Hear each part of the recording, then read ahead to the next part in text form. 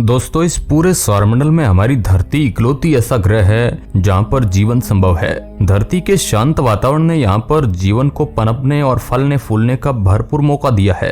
धरती के बाहर सौरमंडल के अन्य ग्रहों पर नजर डाले तो पुख्ता तौर पर हम अभी तक किसी भी ग्रह पर जीवन नहीं खोज पाए हैं, लेकिन सौरमंडल में ऐसे कई ग्रह मौजूद है जहाँ पर जीवन होने के संकेत मिलते हैं। और जब हम बात करते हैं धरती के बाहर जीवन की, तो हमारे जहन में सबसे पहले आता है रेड प्लैनेट यानी मंगल ग्रह। हमारे सौरमंडल में जीवन की सबसे अधिक संभावनाएं अगर कहीं पर मौजूद है तो वो मंगल है। कई वैज्ञानिक शोधों के अनुसार एक समय पर यह ग्रह हमारी धरती की तरह ही पानी से लबालब था। मौजूदा समय में यूं तो ये बेहद ठंडा और सूखा है, लेकिन फिर भी कई वैज्ञानिक यहाँ पर बैक्टीरियल फॉर्म में जीवन होने की बात करते हैं। मंगल के अलावा हमारे एक और पड़ोसी ग्रह वीनस के ऊपरी बादलों में भी जीवन के कुछ ट्रेसेज वैज्ञानिकों को मिले हैं। इसके अलावा जुपिटर और सैटर्न के मून जैसे कि टाइटन, कैलिस्टो व आयो पर भी बैक्टीरियल फॉर्म में जीवन होने की आशंका है। लेकिन दोस्तों, आज के इस वीडियो में हम एक ऐसे ग्रह पर जीवन की तलाश करने वाले हैं जिससे साल 2006 में ही ग्रह का दर्जा छीन लिया गया था। सौरमंडल के दूर दराज कोने में छिपा यह ग्रह अपने आप में ही बेहद खास है और खास होने के साथ साथ बेहद रहस्यमय भी है। प्लूटो की बर्फीली दुनिया अपने अंदर कितने गहरे राज छुपाए बैठी है, इसका आप अंदाजा भी नहीं लगा सकते। हाल ही में की गई वैज्ञानिकों की रिसर्च में हमें प्लूटो पर कुछ ऐसा मिला है जिसकी हमें सदियों से तलाश थी। रिसर्च में डिस्कवर की गई चीजें ये बताती हैं कि शायद प्लूटो पर भी जीवन मौजूद हो सकता है। तो आखिर प्लूटो पर वैज्ञानिकों को ऐसा क्या मिला जिससे वहाँ पर जीवन की आशंका जताई जा रही है, और आखिरकार क्यों प्लूटो इतना रहस्यमय है?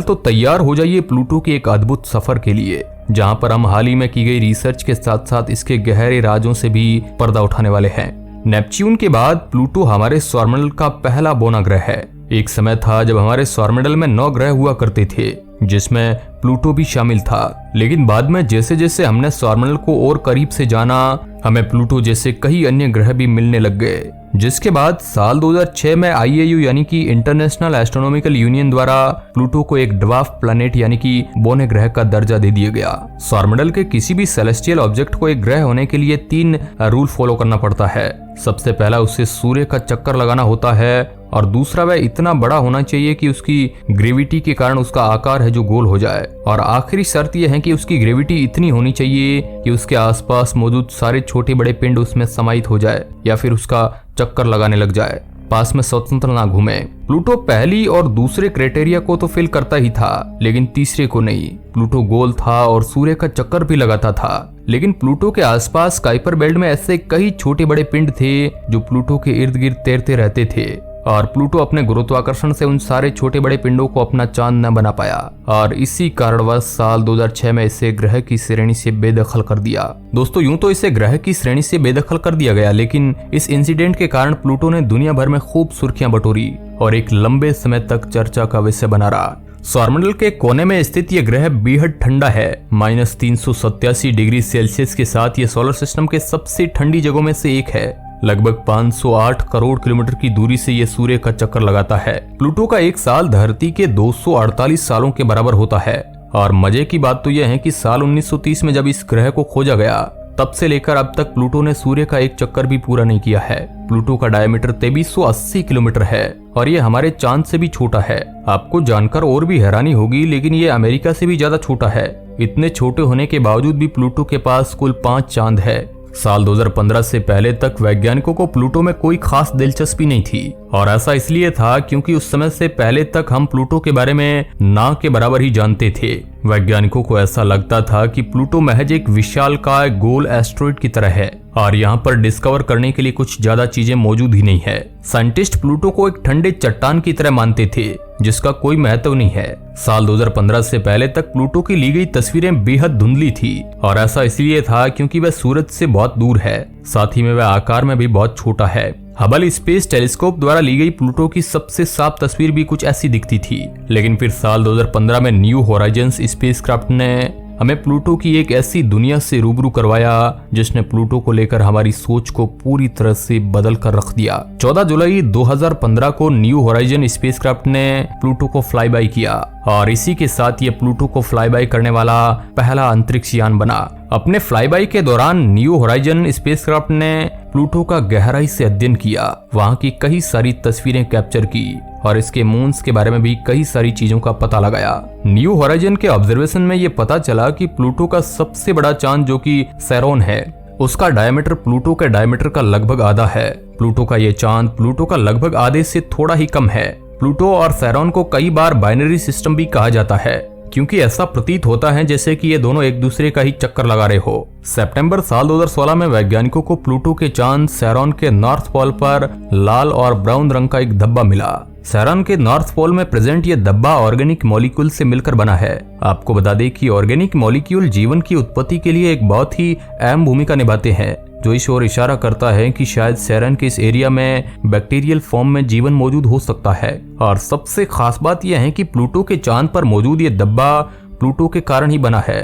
साइंटिस्टों के अनुसार प्लूटो के एटमॉस्फेयर से निकली मीथेन, नाइट्रोजन और कुछ अन्य गैसेज लगभग 19,000 किलोमीटर ट्रेवल करके सैरोन के नॉर्थ पोल तक पहुंचती है, जिससे ये धब्बा बना है। न्यू होराइजन्स ने हमें ये बताया कि प्लूटो की सतह के प्लेन से फ्रोजन नाइट्रोजन से बने हैं और वहाँ पर मीथेन और कार्बन मोनोऑक्साइड के ट्रेसेज भी है। प्लूटो की सतह पर पहाड़ भी मौजूद है। सबसे विशालकाय पहाड़ों का आकार 2 से 3 किलोमीटर तक है। प्लूटो की सतह पर मौजूद ये पहाड़ बर्फ से बने हुए हैं और इनके ऊपर मीथेन फ्रोजन स्टेट में है। यहाँ पर घाटियां और कुछ गड्ढे भी मौजूद है। प्लूटो के सतह पर आपको ये दिल के शेप की आकृति भी दिख जाएगी। इसका नाम स्पुतनिक प्लेसिया रखा गया है और इसका आकार टेक्सास शहर जितना है। स्पुतनिक प्लेसिया एक ग्लेशियर जैसा प्रतीत होता है, जिसने प्लूटो को ऊपर से ढक रखा है। स्पुतनिक प्लेसिया की यह जगह नाइट्रोजन और कार्बन मोनोऑक्साइड के बर्फ से बनी हुई है। दोस्तों, प्लूटो के पास एक पतला सा एटमॉस्फेयर भी है। प्लूटो के पास मौजूद इस एटमॉस्फेयर की खासियत यह है कि जब भी ये सूर्य के नजदीक जाता है तो यह आकार में बढ़ जाता है और सूरज से दूर होने पर यह कॉम्प्लेक्स होकर और पतला हो जाता है, बिल्कुल एक कॉमेट की तरह। इस एटमॉस्फेयर में भारी मात्रा में नाइट्रोजन प्रेजेंट है, साथ ही कार्बन मोनोऑक्साइड और मीथेन की भी थोड़ी थोड़ी मात्रा पाई गई है। जब प्लूटो सूर्य के करीब होता है तो इसके सतह पर मौजूद बर्फ लिक्विड में कन्वर्ट हुए बिना ही गैस में तब्दील हो जाता है और एटमॉस्फेयर को चौड़ा कर देता है। कम ग्रेविटी होने के कारण यह गैस प्लूटो की सतह के बहुत ऊपर तक चला जाता है और एटमॉस्फेयर का निर्माण करता है। इसी प्रकार जब प्लूटो सूर्य से दूर होता है तब ये सारी गैसेज सीधा गैस से सॉलिड में कन्वर्ट होकर प्लूटो की जमीन तक आ जाती है। ऊंचे ऊंचे पहाड़ और घाटियों के अलावा प्लूटो पर कुछ हैरान कर देने वाली चीजें भी मिली है।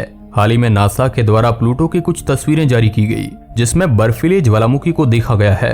दरअसल ये तस्वीरें साल 2015 में ही न्यू होराइजन्स द्वारा खींची गई थी, जिसके बाद इन पर 7 सालों तक अध्ययन किया गया और अध्ययन करने के बाद वैज्ञानिक अब इस निष्कर्ष पर पहुंचे हैं कि इन तस्वीरों में मौजूद ये आकृतियां और कुछ नहीं बल्कि बर्फीले ज्वालामुखी ही है। प्लूटो की तरह ही सौरमंडल में ऐसी कई जगह हैं जहां पर फ्रोजन वाटर मिले हैं, लेकिन सबसे खास बात यह है कि बर्फीले ज्वालामुखी प्लूटो के अलावा इस पूरे सौरमंडल में और कहीं पर भी नहीं है। प्लूटो पर मौजूद ज्वालामुखी धरती के ज्वालामुखी से बिल्कुल अलग है। जहां पर धरती के ज्वालामुखी में खौलता लावा बाहर निकलता है, वहीं प्लूटो के ज्वालामुखी से पानी बाहर निकलता है, जो बाहर निकलते ही बर्फ में तब्दील हो जाता है। साइंटिस्टों का मानना है कि ये ज्वालामुखी अमोनिया और पानी से मिलकर बने हो सकते हैं। नासा ने प्लूटो पर कुल 10 ऐसे बर्फीले ज्वालामुखी की खोज की है, जिनका आकार 1 किलोमीटर से लेकर 7 किलोमीटर तक है। अब दोस्तों, क्योंकि इन ज्वालामुखी विस्फोट के दौरान पानी निकलता है, इसलिए नासा और अन्य अंतरिक्ष एजेंसी ये अनुमान लगा रही हैं कि शायद प्लूटो के नीचे एक विशालकाय समुद्र हो सकता है। अगर स्पेस एजेंसीज की यह आशंका सही साबित होती है तो ये एक बहुत बड़ी खोज होगी। अगर प्लूटो की बर्फीली सतह के नीचे पानी का भंडार हुआ तो हो सकता है कि उस पानी में किसी तरह का जीवन पनप रहा हो या फिर बहुत पहले से ही जीवन वहां पर मौजूद हो। अब दोस्तों, अभी तक तो प्लूटो के सतह के नीचे पानी के कोई ठोस प्रमाण नहीं मिले हैं, लेकिन साइंटिस्ट ऐसा मानते हैं कि बनावट के दौरान जब प्लूटो थोड़ा गर्म था उस वक्त पानी वहां पर तरल अवस्था में मौजूद रहा होगा। और अगर ये सच है तो जरा कल्पना कीजिए कि उस वक्त प्लूटो पर जीवन के कितने ज्यादा चांसेस रहे होंगे। अभी तक तो हम प्लूटो के नीचे उस विशालकाय समुद्र को नहीं खोज पाए हैं, लेकिन भविष्य में प्लूटो पर कई मिशंस किए जाएंगे और शायद प्लूटो से जुड़ी कुछ बेहद महत्वपूर्ण जानकारी मिले। क्या पता समुद्री जीवन अभी भी वहां पर हो। खैर दोस्तों, जो भी हो, आपके अनुसार क्या प्लूटो की सतह के नीचे पानी का भंडार हो सकता है? अपना जवाब कमेंट के माध्यम से हमें जरूर दीजिएगा। वीडियो के अंत तक बने रहने के लिए आपका बहुत बहुत धन्यवाद।